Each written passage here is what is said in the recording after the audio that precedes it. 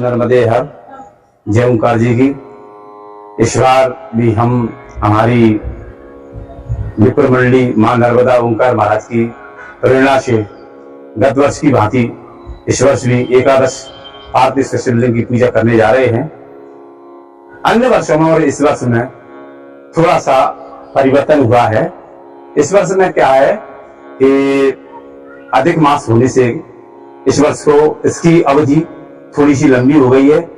18 जुलाई से इस कार्यक्रम को हम करने जा रहे हैं, जिसमें विष्णु और रुद्र की पूजा होने जा रही है। मैं सभी श्रद्धालुओं से यह अपेक्षा रखता हूं कि आप इस पार्थिव पूजन से आप जुड़ें और मन से, क्रम से, वचन से, वाणी से आप इससे जुड़ें। ओंकारेश्वर मंदिर या ममलेश्वर पर भी ये सिर्फ 14 नंबर के जिस ज्योतिर्लिंग पर पार्थिव शिवलिंग की पूजा होती है, जिसकी यहीं की महत्वता इतनी क्यों है और इस ओंकारेश्वर ज्योतिर्लिंग की फलश्रुति क्या है, ये थोड़ा सा मैं संक्षेप में बताना चाह रहा हूं। ओंकारेश्वर ज्योतिर्लिंग की फलश्रुति ये है, एक बार विंध्याचल पर्वत को ये अहंकार हो गया कि मुझसे बड़ा कोई पर्वत नहीं है। उस समय नारद जी ने आकर के और विंध्याचल पर्वत से कहा कि तुझसे भी बड़ा एक पर्वत है जो तुझसे बड़ा है। विंध्याचल पर्वत को ये थोड़ी सी बात ठीक नहीं लगी और उसने भगवान भोलेनाथ की आराधना की, तपस्या की कि इस प्रतिशोध की भावना से जब एक तपस्या की और तपस्या करने के पश्चात भगवान भोलेनाथ उसकी मन की बात को जान गए और विंध्याचल पर्वत से कहा कि यदि अगर तपस्या की जाती है तो किसी के प्रतिशोध के लिए नहीं की जाती। ये तपस्या किसी के लिए हित के लिए की जाती, किसी अहित के लिए नहीं की जाती। तब देवों के कहने पर विंध्याचल पर्वत ने अपना अहंकार त्याग दिया। ये ओंकारेश्वर जो ज्योतिर्लिंग है वो दो भागों में बटा हुआ है। एक भाग है जो प्रणवलिंग में है और जो दूसरा भाग है वो पार्थिव शिवलिंग के रूप में है।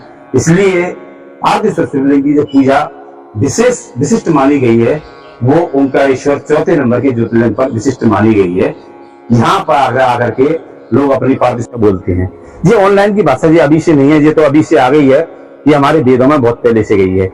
ऑनलाइन को जिसको हम बोला जाता है उसको हम एक संकल्प के रूप में जानते थे पहले कि किसी जातक के लिए हम संकल्प के अमुख नाम से किसी का यदि कोई अनुष्ठान करते थे उस संकल्प के लिए रूप में करते थे और वो संकल्प का उसको पूरा लाभ मिल जाता था। जिस काम की अपेक्षा के लिए, जिस काम के लिए हम करते थे वो काम उसके लिए, जिस कामना के लिए करते थे वो कामना उसकी पूर्ण हो जाती थी। ये हमारे वेदों में ऑनलाइन व्यवस्था, जिसको आज आप ऑनलाइन बोल रहे हैं, वो ऑनलाइन व्यवस्था बहुत पहले से थी। अब आज का मैं एक उदाहरण देता हूं कि ऑनलाइन का ये हल्के वेद मंत्रों में ऐसा क्या है कि जो यहाँ पर यदि अगर हम किसी के लिए, अगर किसी के अनुष्ठान करते हैं, किसी के लिए, अमुक व्यक्ति के लिए, अमुक कामना के लिए अगर कोई इच्छा करते हैं तो उस तक वो बात कैसे पहुंच जाती है। दिल्ली एम्स में 138 कोमा के जो पेशेंट थे वो पड़े हुए थे। उस समय पास में एक संस्कृत पाठशाला के विद्यार्थियों ने सोचा कि इनके लिए कुछ किया जाए। उन्होंने महामृत्युंजय मंत्र का जब जाप किया, उस महामृत्युंजय मंत्र के जाप से उसमें से 78 कोमा पेशेंट बाहर आ गए।